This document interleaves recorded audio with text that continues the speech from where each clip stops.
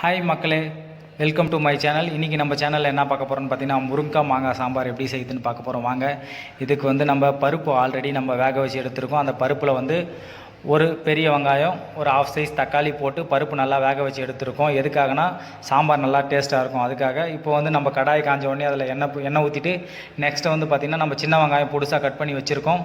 அந்த பொடுசாக கட் பண்ணி வச்சுருக்க வெங்காயம் போட்டிருக்கோம். வெங்காயம் வதங்கின உடனே பார்த்திங்கன்னா கருவேப்பிலை ஆட் பண்ணுறோம். கருவேப்பிலை ஆட் பண்ண பிறகு பார்த்திங்கன்னா தக்காளி நல்லா வதங்கினோடனே பார்த்தீங்கன்னா கட் பண்ணி வச்சுருக்க முருங்கைக்காய் போடுறோம்.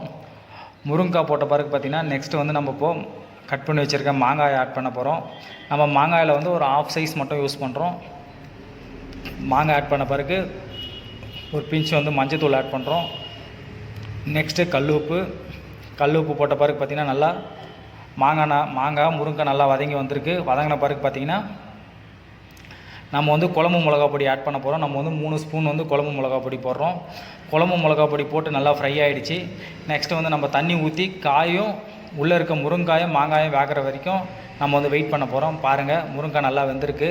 இந்த சாம்பாரில் நம்ம வந்து புளி ஊற்ற போகிறதில்ல. இது வந்து பார்த்திங்கன்னா ஆல் இன் ஒன். மார்னிங் நீங்கள் வந்து பிரேக்ஃபாஸ்ட்டுக்கும் யூஸ் பண்ணிக்கலாம், ஆஃப்டர்நூன் லஞ்சுக்கும் யூஸ் பண்ணிக்கலாம். நீங்கள் இந்த மாதிரி செஞ்சு யூஸ் பண்ணி பாருங்கள், நல்லா டேஸ்ட்டாக இருக்கும். பாருங்கள், சாம்பார் ரெடி ஆகிடுச்சு. நீங்கள் வீட்டில் ட்ரை பண்ணி பாருங்கள். கடைசியில் வந்து நம்ம கொஞ்சமாக பெருங்காயத்தூள் ஆட் பண்ணுறோம். பெருங்காயத்தூள் ஆட் பண்ணி மல்லி போடுறோம், மல்லித்தலை. குழம்பு ரெடி ஆகிடுச்சுங்க. நீங்களும் வீட்டில் ட்ரை பண்ணி பாருங்கள். ட்ரை பண்ணி பார்த்துட்டு எப்படி இருக்குன்னு சொல்லிட்டு கமெண்ட் பண்ணுங்கள், சப்ஸ்கிரைப் பண்ணுங்கள்.